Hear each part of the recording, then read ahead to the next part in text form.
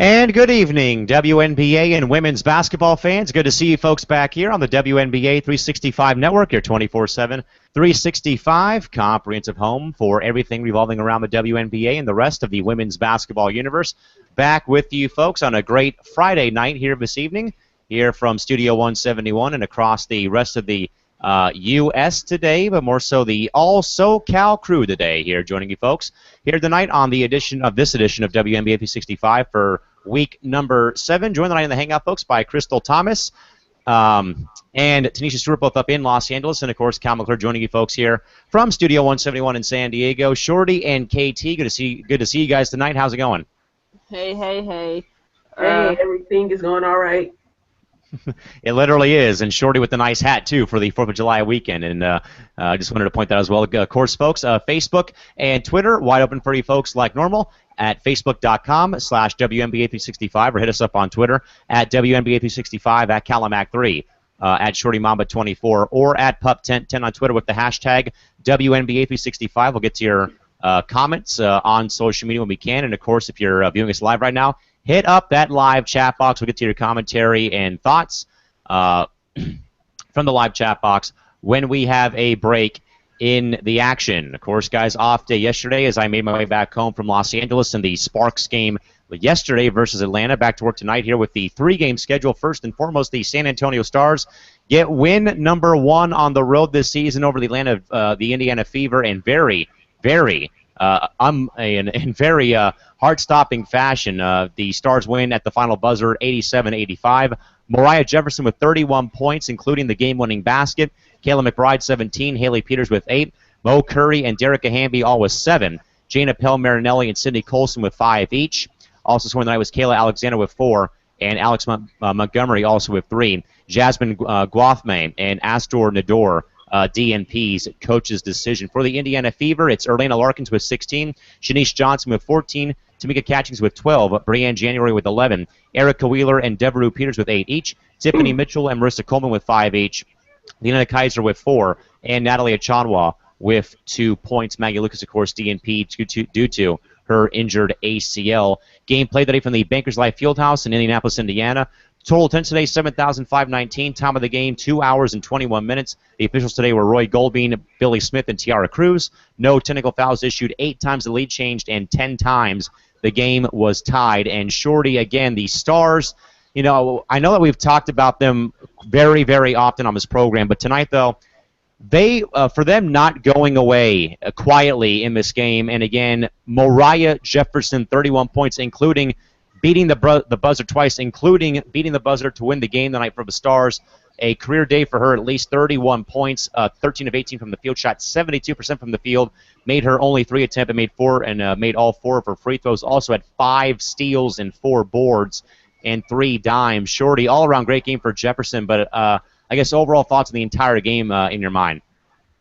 I mean, the game was pretty much a lot of back and forth. No team really, separated themselves from one another, so it was tight, up until the very end. And I'll just say that, Erica Wheeler, made a, rookie mistake, fouling another rookie in Mo Jeff, and she knocked down the 2 free throws. And then I think all of this was in the 4th quarter, so I think the officials did miss a call on Jana Pell when January was driving to the basket. I feel like that should have been a foul, but they let it go, and yeah, they did, and basically, everything went down, and it ultimately went into OT, and then OT, it was definitely more back and forth, but Mariah Jefferson stepped up. As you said, 31 points. She made the big shots when it count, and that's definitely big for a rookie. But she was fearless, and she got the win for the Stars. Crystal, I guess I'll start off with you at least. By the way, folks, our good man Todd Mintz does say Indiana, by far Indiana's most disappointing loss of the up-and-down season was today. They're now 3-5 at home. They did, though, as well.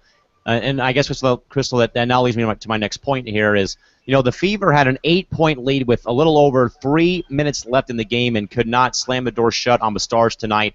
in this game. So, Crystal, in your mind, is it more about the Stars battling back and winning the game at the final buzzer, or the Fever, again, with another disappointing loss at home today, and again, coughing up that 8-point lead with 3 minutes left? Is it more about the Stars winning this game at the final buzzer, or the Fever choking away a pretty big lead with 3 minutes left in the game? I think it's more so. Well, first of all, I don't want to take anything away from San Antonio. I mean, they played a really good game. They played a hard-fought game. Mariah Jefferson was in the right spot at the right time, with literally like 1.6 seconds left. I mean, it was incredible. I was watching that game, and as soon as that happened, I was just like, oh, like it was. I didn't think it was gonna happen that way, but I do think that. Yes, Indiana probably did choke the game away, but at the same time, like Shorty said, there was a missed foul call that could have potentially won Indiana the game. I don't know if the ref fell asleep. I don't know if the ref wanted an overtime game. I swear this has probably been the overtime games I've seen in the WNBA season so far. But yeah, I do think Indiana fell asleep towards the end of that game, and especially during that rebound. They always let you know. They tell you every time a shot goes on, you got to tag your man. You got to know where your person that you're boxing out is at all times. And, Mariah Jefferson just so happened to slip away and put up a nice, I don't know if you want to call it a layup, buzzer beater, whatever you want to call it, but it was nice and well-deserved win. I mean, Mariah Jefferson played great out there today. Yeah, no, Mariah Jefferson, again, 31-point game for the Stars. And a quick comment from Christy Wilson, one of our good viewers and followers on Twitter, who said, "Hi, guys. Good to see you, Christy, and thanks for tuning in and joining us tonight. Glad to have you aboard on the chat box this evening here tonight on the program. And again, thanks for dropping by and joining us here this evening." So, Shorty, now to Indiana again, as we know that obviously they've been discombobulated so far since the announcement of Stephanie White going to Vandy. But I mean, this was a game though that was, in my mind and a lot of people's minds, very winnable for the Fever. Again, up 8 with 3 minutes left, and again, potentially the missed call maybe late in the game that could have probably ended the game, perhaps, or put the game on ice, I guess. But Shorty, in your mind, how much though weight, I guess, gets put on the Fever for again blowing that lead though with 3 minutes left, again up 8 and a chance to win the game, and they fail to do so? I mean, I agree with Crystal when saying, not to take anything away from the Stars, but I do think this was more on Indiana, blowing the game, than anything else, because I mean they had a good game, looking at the stats, they had 4 players in double figures with Erlina Larkins leading the way. 16 points, 17 rebounds. So she definitely had, one of her best games of the season. I think it's just a lot of mental mistakes and collapses that, pretty much hampered the Fever along with that bad call.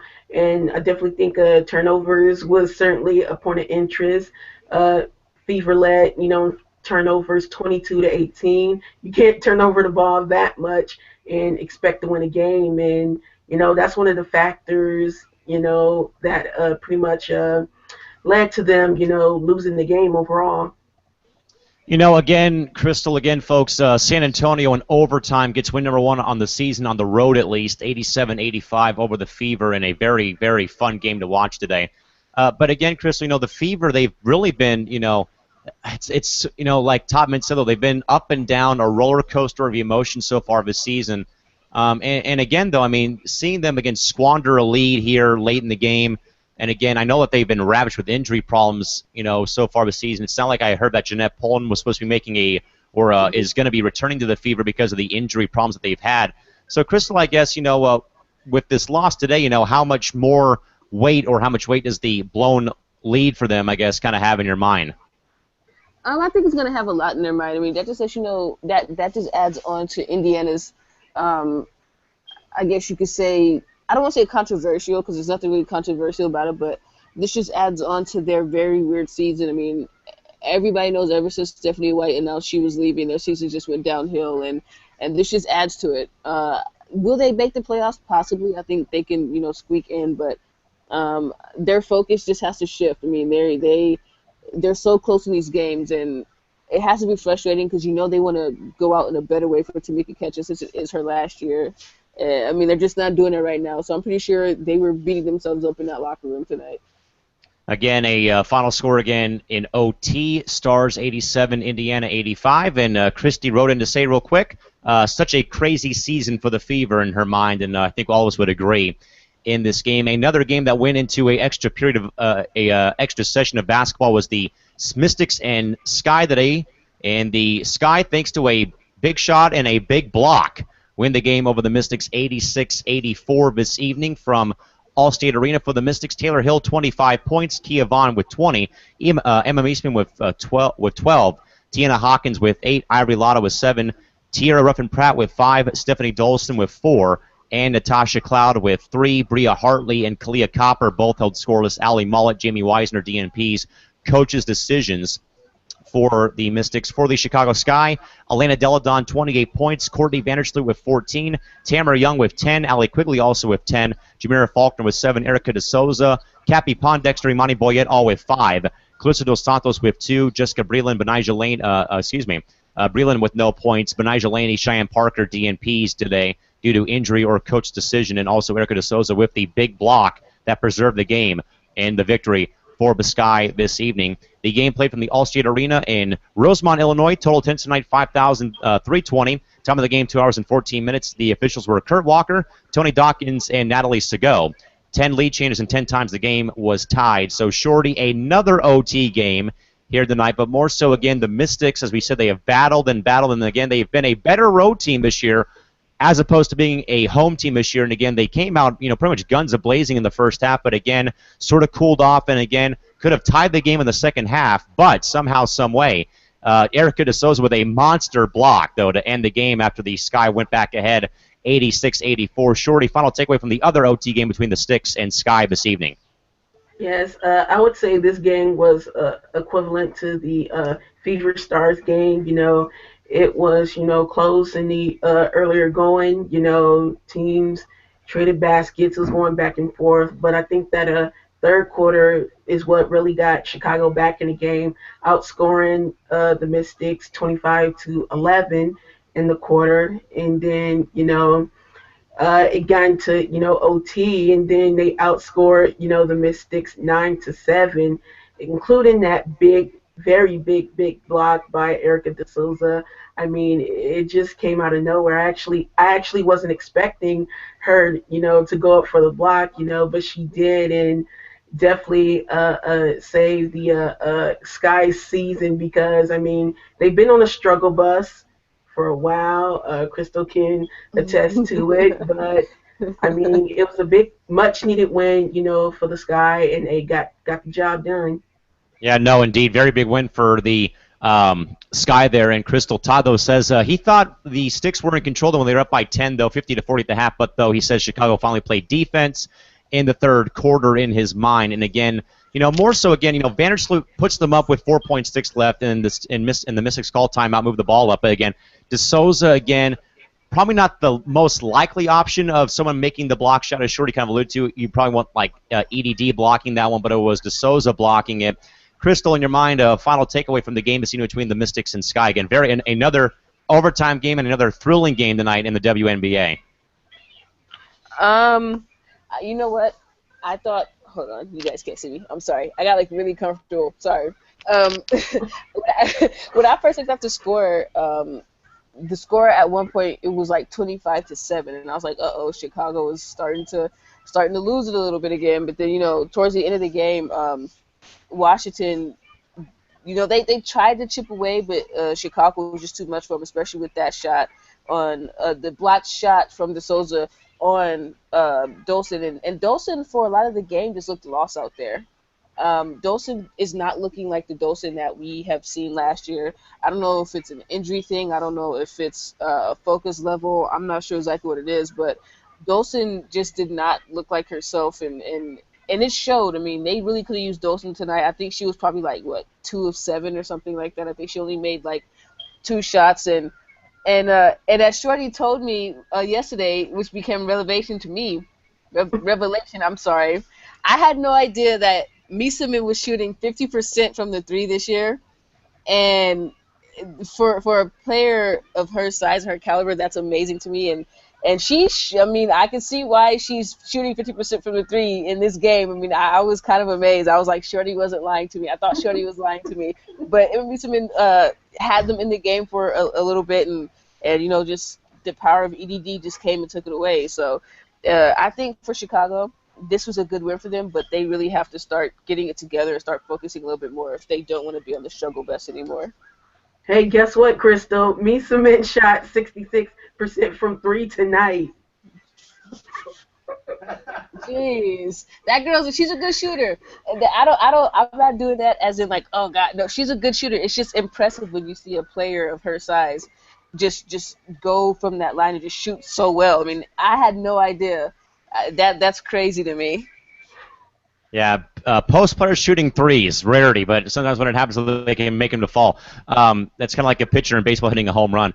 Shorty, quick question from Christy Wilson. She wants to know: Do you believe or think Deladon is making a case for herself to win another MVP award this season? In your mind, I think she's in the mix, but I mean, as of right now, I wouldn't say she's tops or even top three because just so many other players are definitely having a way better season, and her numbers have kind of went down across the board. I mean, right now you have Tina Charles who's playing out of her mind.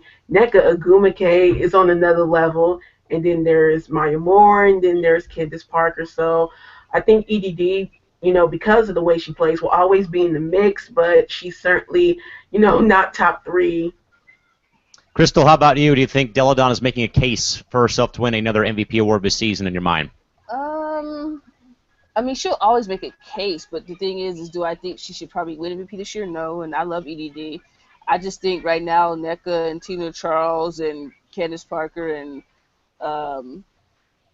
Maya Moore are definitely at the top of that MVP race right now, and they're just killing it. I mean, if anybody who doesn't think that those women I just named aren't deserving to at least be in the race, then I don't know what you're watching. But right now, EDD, I mean, she can be in the race, but I don't know if she'll actually have a strong case of winning it this year.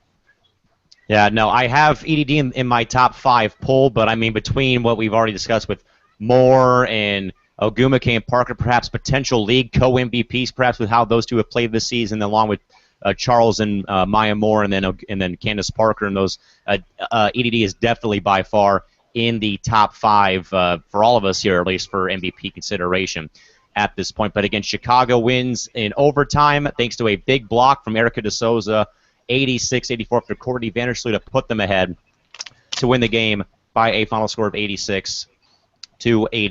The other game that was played tonight was the Liberty and Mercury from Talking Stick Resort Arena. The Liberty come out pretty guns a-blazing and able to prevail, but they able to win by 11 over the Merc, 99-88 this evening. Tina Charles, already aforementioned MVP candidate and perhaps MVP already so far for the first half of the season, 31 points. Sugar Rogers, 22. Tanisha Wright and Shavante Zealous with 16 each. Swin Cash and Brittany Boyd, 4 each. Amanda Zawi and Kia Stokes and Rebecca Allen all with 2. And Carolyn Swords, no points. Adut Bolak and Shoni Schimmel, DNP's coach's decision.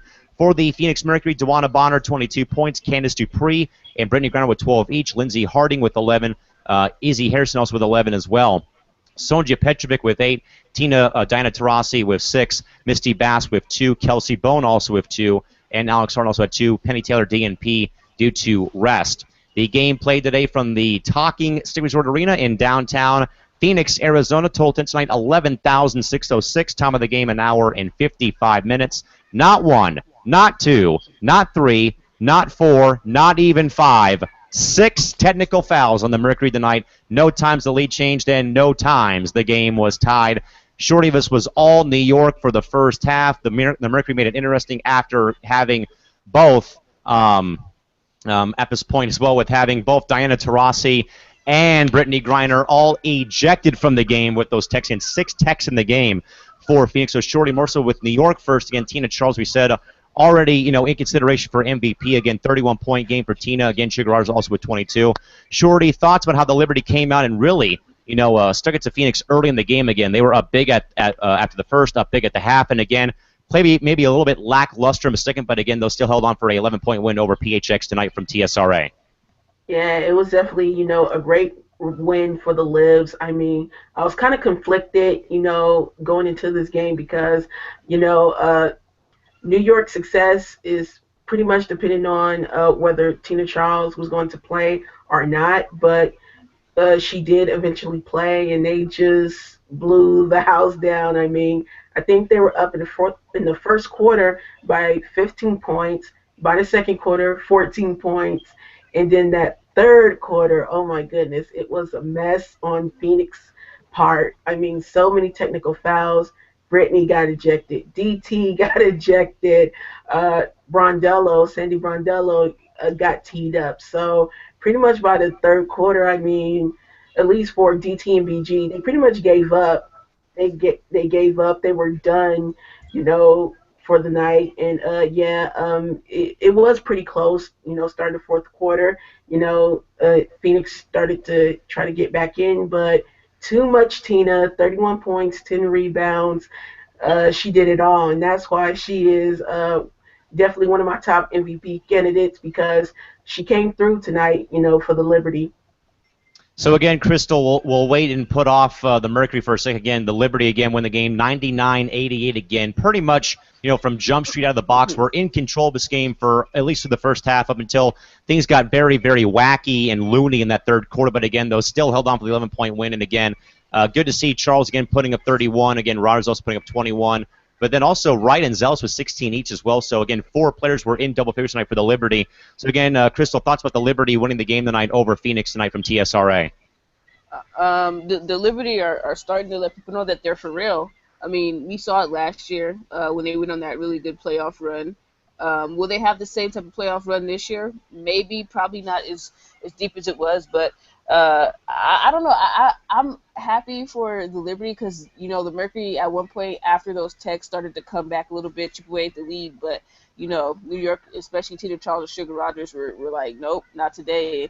And I don't know. I feel kind of bad for Phoenix, man. They did all these trades, and they got Lindsey Harden. They got a point guard now, and they got DT back and Penny Taylor, and they're supposed to have BG back there. But I mean, it's kind of just it's kind of a fluke season. They played so well last year, and they didn't even have DT, and then now they have her back, and it's just like, what next? It's kind of like they don't know how to really respond. And I'm not saying that's anybody's fault. I just think that this was just a really bad season for them. And the 6 Techs in like less than 5 minutes really proved it. I was watching that and I didn't know what happened. It was kind of just like, you're looking at one thing and next you hear another whistle and you hear another whistle. I was hoping Sandy Brondello would have threw a boot off or something to make the Tech worthwhile. I mean, might as well add some more craziness into it. But I think the 6 Techs fired them up, but it came at the wrong time. And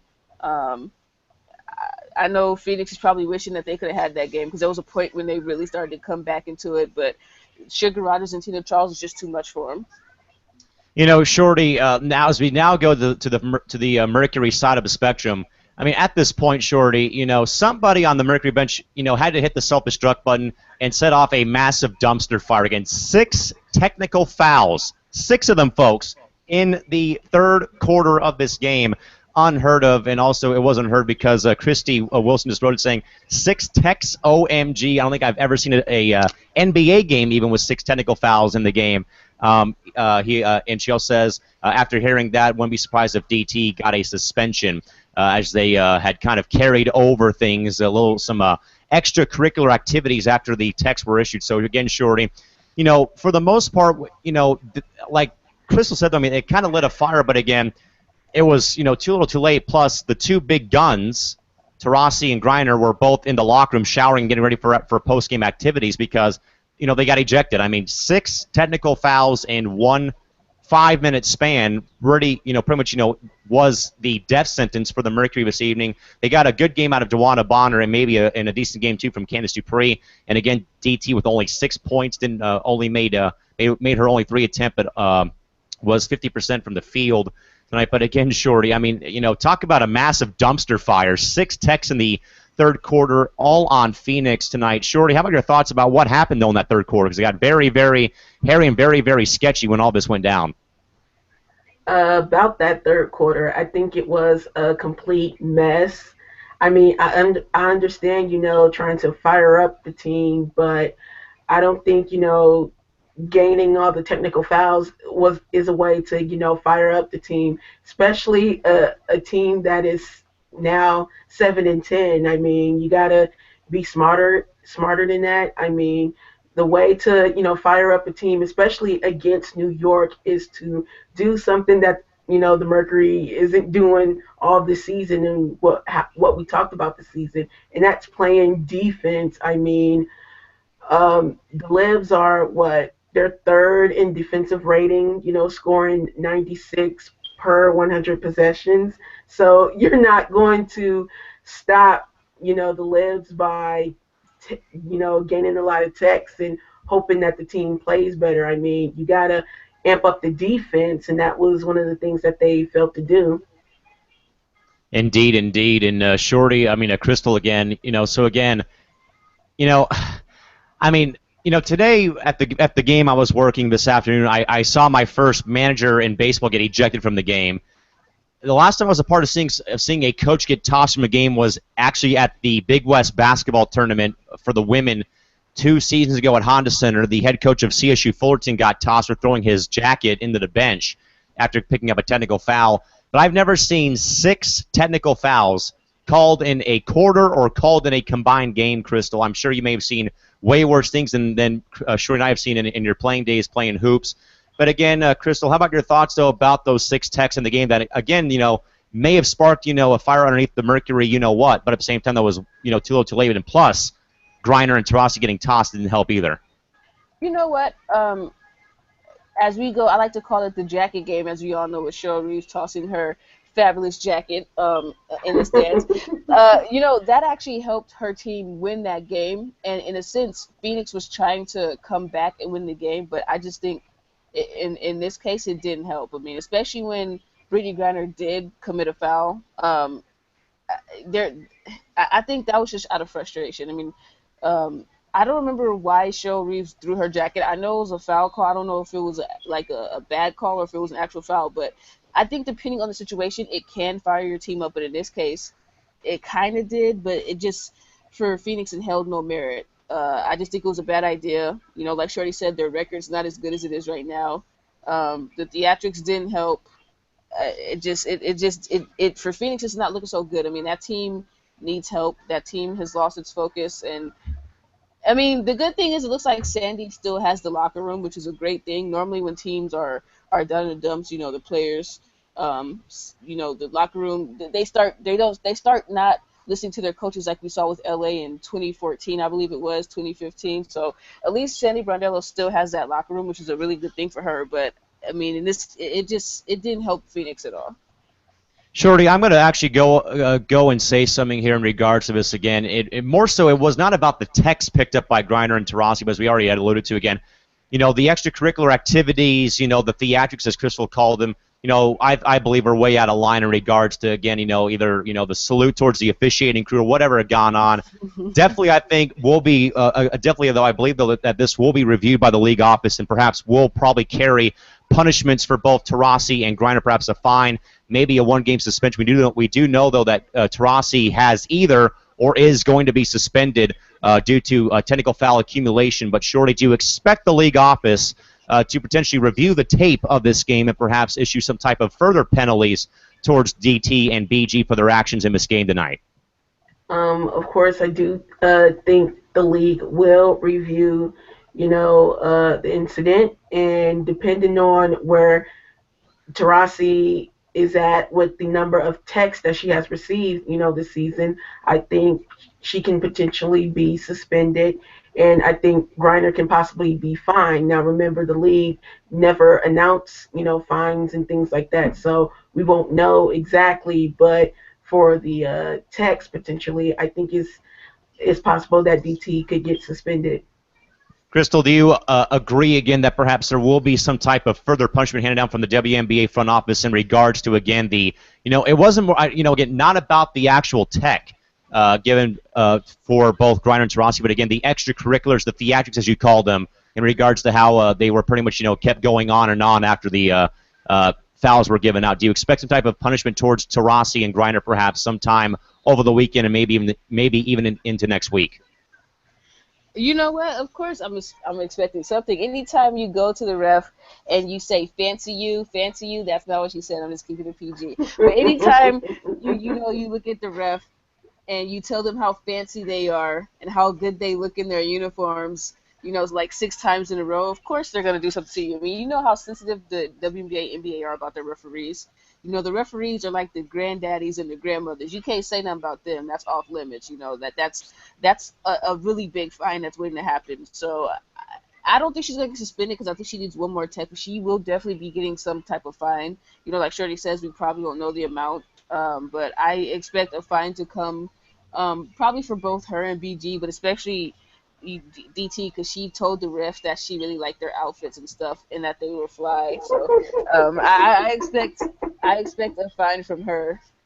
Yeah. So again, folks, I mean, I agree as well, guys, because there's and I actually had told this to one of my friends that I had gone to the Sparks game with yesterday. In my side of the story is there's a fine line you walk, in life, either working or playing sports. There is a fine line that players walk, that broadcasters walk in regards to being professional and unprofessional. And, that by far is definitely a clear and pretty blatant example of crossing that line that's drawn, seeing how both Griner and Taurasi acted, and I do expect that they will be handed down some type of punishment, whether it's a fine, maybe suspension perhaps but I believe they'll, more than likely though, guys, my thought, there'll be fines for both players and maybe suspension for Taurasi in regards to the actions given at this point in time. A couple of comments. First from Christy Wilson, who says,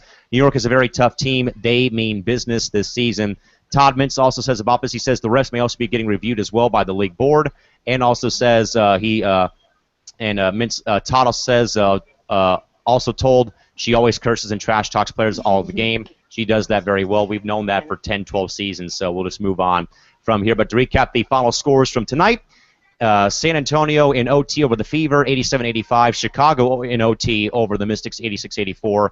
And the Liberty over the Mercury, 99-88 last night. Guys, we'll actually now go back in time and visit the scoreboard from yesterday. Again, we were not able to be here with you folks due to travel and time constraints for me coming back from LA. But, of course, yesterday, guys, the Sparks win their 15th game of the season, now the best start since the 1999 WNBA champion Houston Comets, LA over Atlanta, 84-75.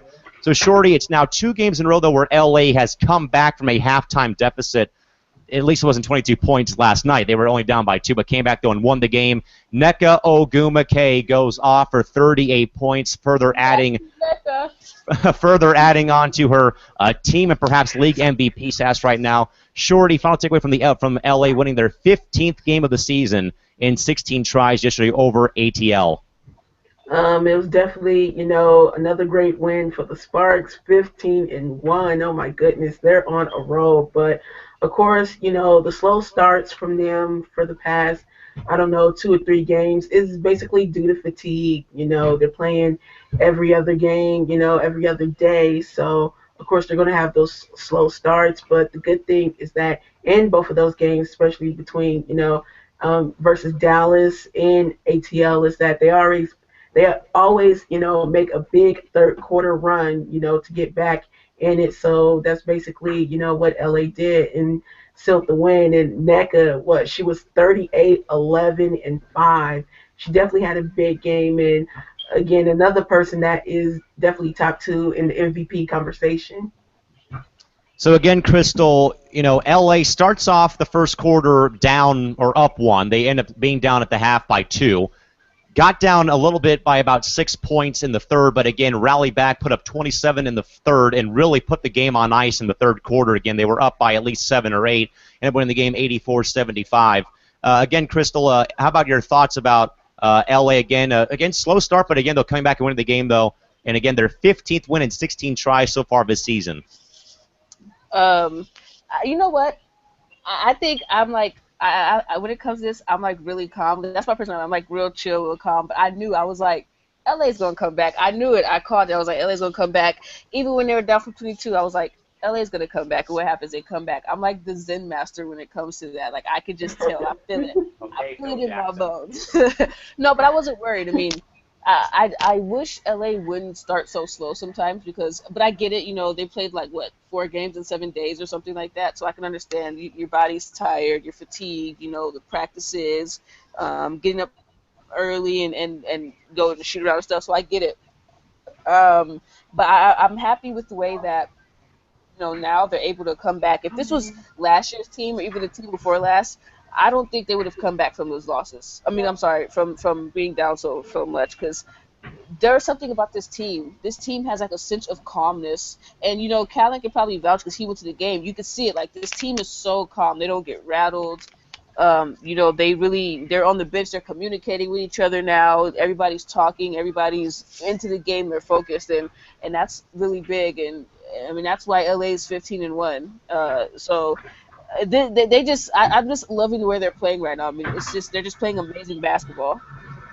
And I kind of can vouch as what Crystal said, though. I mean, guys, when the Sparks went to the locker room at halftime, I didn't like see or hear any signs of panic out of the LA bench or out of the players coming back towards the tunnel where I was sitting. They were positive, they were upbeat, they were saying, hey, we got to do this a little bit better, but right now we're in this game. And again though, but something though that as Crystal got to though, Shorty and KT, was that if this was the LA team of last year, 2014, it would have been like, oh, poor us for losing again. But they were upbeat, they were upright, they were talking and adjusting stuff before they got into the locker room, which was good to see. By the way, folks, the game played yesterday from the Staples Center, of course, in downtown LA. Total attendance on camp day number 2, 10,215, myself included. Time of the game, 2 hours and 1 minute. The officials were Eric Bruton, Don Hudson, and Jeff Wooten. No text in the game. 13 lead changes, and 8 times the game was tied in the action yesterday. A quick comment from Todd Mintz about the game, asking in regards to me. He says, why was Angel held out by Cooper in the fourth quarter until about 3 minutes left? Todd, I sadly did not know. I mean, it could have been a lot of things, but I was actually a bit surprised, though, too. I think that was more so because the way that Tiffany Hayes had played again. She had 32 points for Atlanta. Even Elizabeth Williams, you guys have played great. Even Lasia Clarendon had a great game, too. So there's 3 really good players there. So I'm not sure perhaps the reason. It may have it was actually perhaps due to whatever reason it may have been, but not sure. I know that they entered offense, but really just do not know at this point. A couple of comments from our good buddy Eric Nimchok at today's Fast Break. He says to Shorty, nice hat. He approves. And to Crystal, he says, a P.S. to Crystal, Tierra, Ruffin, Pratt, you still owe me my 50 cents. Oh. Oh, was I supposed to respond? I didn't know process. Well, I mean, Gotta pay up. he saw me play today, so that should be enough. Also, guys, by the way, at this point, Todd is actually asking, and this could be actually first. Let's get to Kristen Wilson first, real quick. She says Sparks are doing awesome this season. Shorty, is it possible in your mind for them to get or win the WNBA Finals this season? I think it is very possible. I mean, they're on a roll right now, and of course, there's still a lot to remain unseen. But I definitely think they are putting themselves in a position for a title run. I mean, Crystal, I know this is 7 weeks into the season, I should say. We are 16 games in. We kind of are at the halfway mark almost of the season. But I guess, again, Crystal, to answer Christy's question, do you agree? Is LA positioning themselves for a possible WNBA Finals appearance and or WNBA Finals victory this year in your mind? Yes, I think they are, but I'm the kind of person that doesn't like to get all their eggs in one basket and get their hopes up. But I believe that LA can not only go to the finals but can win it. But I when it comes to this team, even though they're playing so great, I like to take it one day at a time and soak in what they're doing because right now they're doing something really great and hopefully they can keep it on. But I think the way that they're playing right now and keep it focused, I just would love to see them go on. And we have to remember, when they come back from Olympic break, it's a totally different season. Teams are refreshed. People who were injured are, no longer probably injured anymore. People have to get back into it. So I believe they can. Hopefully they can. But, like I said, I'm, kind of taking it one day at a time with this team. And by the way, a little bit of a milestone or history alert for you folks from Todd Mintz. He says, You just start talking about if the Sparks can break the Mercury 34 game record. If LA could go 30-4, they'd have to go 15-3 over the last few games to do so. Shorty, could this also play a factor? Now, we do know that the Sparks did set the original record at 28 wins in 2002 when they won the title over New York in 2002. Shorty, could LA perhaps, break, not only break Phoenix's record, but I guess kind of duplicate 02 all over again and break another league record plus adding their third title? Could this perhaps also happen as well as, again, a new league record for most wins in a season? Yes, I think they possibly have a chance to break the record, but then there's another record that LA is possibly chasing right now, and that's the '98 Comets record when they went 20-1, and LA is 15-1 right now. So if they go 5-0, through their next 5 games, they could either tie or possibly surpass the Comets' '98 record. So, Crystal, that's two WNBA records right there that LA is chasing again. It's both the 21-0 start by Houston, or the 21 wins at least, along with the 29 wins of the season by Phoenix in 2014. That they, again, LA would have to go 15-3 over that stretch to do so. Again, they could finish 30-4 and break that record. Crystal, do you perhaps think that LA is capable of breaking those two records in your mind? I believe they're very capable of breaking it. I don't think, their mind is so set on the record. I think the record is just something that they're using to get to the ultimate goal, which is a championship, which is something they haven't had in God knows how long. That championship trophy room is probably so dusty right now. They walk in there, they just got to start blowing and fanning stuff off. But I think they can possibly do it, but I don't think that's their goal that they're trying to reach. Like I said, the ultimate goal is they're trying to get rings for their vets, and just because the city of LA hasn't had one in a long time, and I can't wait. I'm trying to go to a victory parade this fall, so hopefully they can get one.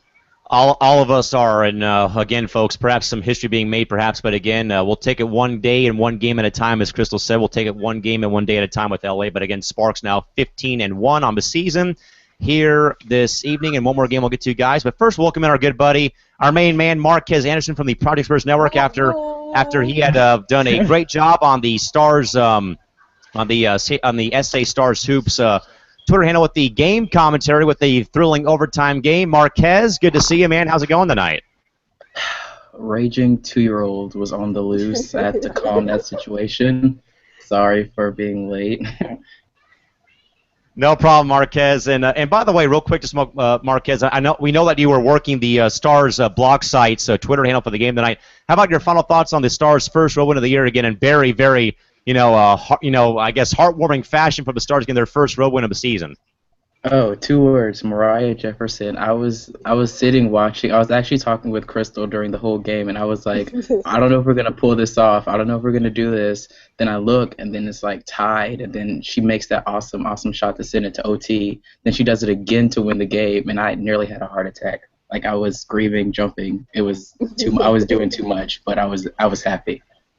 And Marquez, a little fun poked at you by Todd Mintz, who says, "Oh my goodness, the Stars will now win the WNBA title after the game today here this evening." But again, good to have you aboard here, buddy.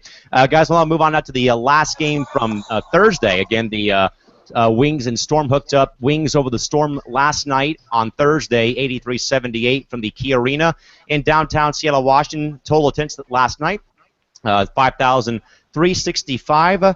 The time of the game, 2 hours and 2 minutes. The officials were Carlene Tobin, Amy Bonner, and Kevin Sperrick. One tech on both teams issued, and 15 times the lead would change, and also 15 times the game was tied. So, Shorty, for Dallas's sake, very good bounce-back game after, again, squandering that 22-point lead on Tuesday to a very red-hot LA Sparks team. Shorty, final takeaway from the Wings getting back on track with the victory over the Storm from Key Arena last night. I mean, it was definitely a good win, for the Wings. I mean, their star of the game, Ariel Powers, with 19 points. I mean, she's definitely, having her, rookie breakout game in that game, and she definitely, played well for the Wings. Sadly, Planet Pearson was diagnosed with a concussion, so she left the game, and she's probably going to be out for a few games. But, yeah, definitely a big game by Ariel Powers. Yeah, aerial superpowers, as Eric Nemchuk called her last night. Todd says he was wrong about the game. He says he gives Dallas credit. He thought it would be a carryover from the LA choke job, but Dallas did a great job to win that game over the final few minutes. Crystal, how about your thoughts on Dallas getting a road win over Seattle last night? Um, Dallas, Dallas is a team that's actually supposed to be better than what I think they're playing right now. But for them, it was a good win. Ooh, and it was a really hell over there. Joel Lloyd and Ariel Powers. It I got was real. right. I was watching for a second. I was like, Jerry. I don't know what's going on, but that lets you know that they're passionate. I love how these two passionate young rookies kind of was just like, oh, we're not about to take that from each other, and I mean, it's honestly it's competition. They really wanted to win, and it just sucks that Seattle keeps losing games like that, like really close games on like last second shots or mismatches like that. But I give Seattle a couple of years, and they're going to be okay. They're going to be taking San Antonio's spot. Sorry, but it is what it is. But it was a good game. I think that was a really good, confident win for Dallas. Like Shorty said, I do hope Lynette Pearson gets better. I hate to see people go down with injuries, especially concussions. But I mean, they really didn't need her yesterday. But hope she gets better. Actually, I'm going to do a flip-flop with you, Crystal, about that. We'll put Jerry Springer at Tuesday's LA game against Dallas, and we'll put Steve Wilkos at the game last night between the Wings You're and right. Storm. We'll fix that for everyone You're out there right. momentarily. Marquez, how about your final thoughts again about the Wings again? Because this was actually a game, though, guys, that Seattle could have put on ice, but again, a couple missed free throws and a couple big shots by Powers to win that game. Marquez, how about your final takeaway from the Wings getting a road win over Seattle on Thursday night? Yeah, it was a game that both teams would have liked and kind of needed to win because neither of them are quite at 500 just yet. Dallas is 8-9, Seattle 6-10, and I thought Seattle was going to win it for a second, but Dallas just pushed through. And considering the way they lost against LA, they needed it in the worst way. But I remember I was reading Seattle is actually trying to make it to the playoffs this year, which is why they've been targeting veteran players, but I don't know if that's I don't know if it'll happen exactly this year, but if they can piece it together and stay together for the full 40 minutes, then I think they'll be okay. So again, folks, to revisit your scoreboard from Thursday, because of course we were away up in LA yesterday. Again, Sparks win their 15th game in 16 tries, 84-75 over Atlanta, and Dallas on the road beat Seattle 83-78. The games from Friday night in the WNBA: Stars over the Fever in OT, 87-85. Chicago in OT over the Mystics, 86-84, and the Liberty pound the Mercury by 11 in downtown PHX, 99-88. A final score from TSRA. A couple of comments from Todd Mintz in regards to at this point about Dallas. First of all, he says Dallas is by far, and he agrees with me on this one, most intriguing team in the league in a one-game playoff situation. They could pull off an upset or two of the bigger guns on a given day. They can be incredible, but you do not know what you get from them from game to game. They have the talent to beat anyone. And also to Marquez, he says it was about time that Jay Marinelli finally held up her end of the bargain. She actually helped the team a lot in the victory this evening for San Antonio. 2 games, folks, on your WNBA schedule for Saturday. Both of them will be night games at 5 o'clock and 5:30. First and foremost, Stars and Lynx at 5 o'clock on League Pass, Fox Sports North, and also on Fox Sports Southwest. And also at 5:30, Connecticut at Dallas on League Pass, Fox Sports Southwest, or WTIC in the areas of Hartford and Uncasville in Connecticut. Around the block we go, guys, with picks, Shorty, Stars, and Lynx. Again, the Lynx with 3 straight losses, looking to get back on track against the Stars tonight, or tomorrow, I should say. Who you got and why? Lynx. 1 vote for Minnesota to snap the losing streak. Crystal, how about you? The Sausage Links will take this one away. All right, 2 for Los Lynx. Marquez, how about you? San Antonio. No, As painful as it is for me to say this, I think Minnesota's gonna win. Yeah, all 4 of us will. All 4 of us. Come on, Minnesota. We're actually hoping for you guys to break the streak. We're hoping for that again, so we all got Minnesota at home. While Shorty says no, but She's going with Minnesota regardless if she says yes or no. Last game, guys, for tomorrow night, Sun at Wings at 5:30. Shorty, who you got, the Sun or Wings from Dallas? The Wings. One vote for Dallas. How about you, Crystal? Ooh, the Connecticut's just been playing so much better since that Kelsey Bone trade. I want to say Dallas, but I'm gonna go with Connecticut with a question mark. Okay, that's one. We have all of Sunday's games to get to as well. So one vote for Dallas, one vote for Connecticut. Marquez, how about you? Dallas. All right, so it's 3-1, Crystal. Sorry, you're a woman on an island. I'm also picking Pegasus the horse at home tomorrow night, and then on Sunday, guys, a good slate of games on Sunday. Two of them to be exact. I should be honest with you. Liberty and Sparks at 2:00, 5:00, 2:00 Pacific, 5:00 Eastern on League Pass. Time Warner Cable Sportsnet, Time Warner Cable Deportes or MSG. Shorty, who you got? Libs or Sparks in a pretty much a heavyweight battle between these two clubs. Who you got? I think this game is going to be much closer. It's not going to be the blowout, the last time the Liberty visit, Staples Center, but I'm rolling with LA. All right, one vote for LA. KT, how about you? I agree with Shorty. This is going to be a close game, especially since Sugar Rogers is now getting hot for them. But I'm going to have to go with LA. I'm going to be there, so hopefully they don't embarrass me because I'll be all up on TV some kind of weird way. So they can't have me doing the crying Jordan face on camera, so they got to win. They can't do it to me. 3 votes for LA. Marquez, how about you? I'm gonna go with LA, but I honestly wouldn't be surprised if LA were to win by like 8 or even 10. I just think NECA's playing so well, and I don't think New York has enough down low to counter all the attacks that LA is going to be able to bring. Yeah, I'm going to go with LA in a closer game as opposed to the last time these two teams hooked up at Staples Center with a very 23-point win for LA. I'll go with LA by maybe 5 or 6 in this one. Next game, guys, at 3 o'clock and 6 o'clock, Merck and Dream from ATL on League Pass or Fox Sports Southeast. Shorty, who you got? Oh, my goodness. This is a very intriguing one. I mean, the Mercury and their woes, and then Atlanta has been on, a 4-game losing streak as well. So, I'm going to go Phoenix with a question mark. All right, there's one for you, Crystal. How about you, Merck or ATL? Both of these teams, like Shorty said, are going through their fair share of problems. But Tiffany Hayes was just a monster, and I just feel like that game's going to carry over because she knew, Tiffany Hayes knew they were winning. She knew they were beating LA that game. So I'm going to have to go with Atlanta. Atlanta's going to redeem themselves, and I know Angel McCautry hasn't been Lorianne in years, but she's going to need Lorianne to come out and play some basketball because Atlanta needs help. But I'm gonna go with Atlanta, no question mark. I'm confident.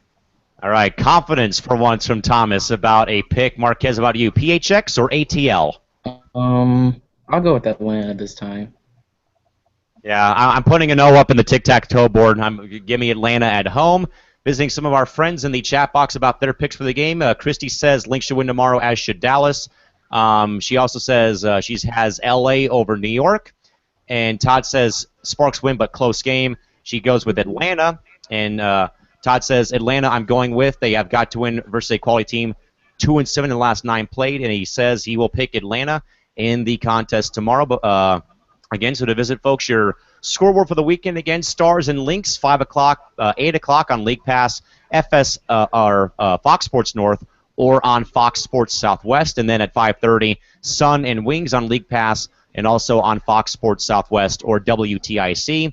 And your 2-game schedule on Sunday, Liberty at Sparks on League Pass, TWCSN, TWCD, or MSG, and at 3 o'clock and 6 o'clock, League Pass and Fox Sports Southeast for the Mercury and Atlanta Dream. Before we get out of the weekend, guys, Shorty, how about your final thoughts on tonight's action? Again, 2 overtime games and a 6 technical foul party in Phoenix. What do you got?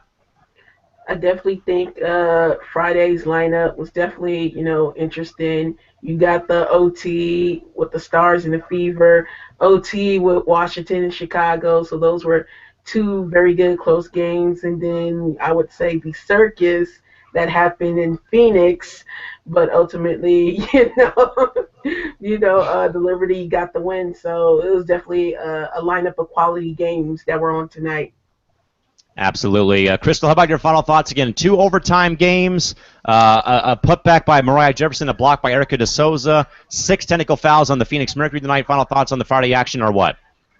Oh man, it was exciting. Marquez finally got to see San Antonio win a game. It's been years since they won last time. I think their last win, I think, was in about like 2002 or something like that. So The shade. it was great to see San Antonio. I'm just playing, Marquez. It was a good game though. I think seeing Mariah Jefferson really come to her own as a rookie, and she's starting to feel for the game. She's starting to slow the game down a little bit, and I think seeing her play as well as she did was actually really cool.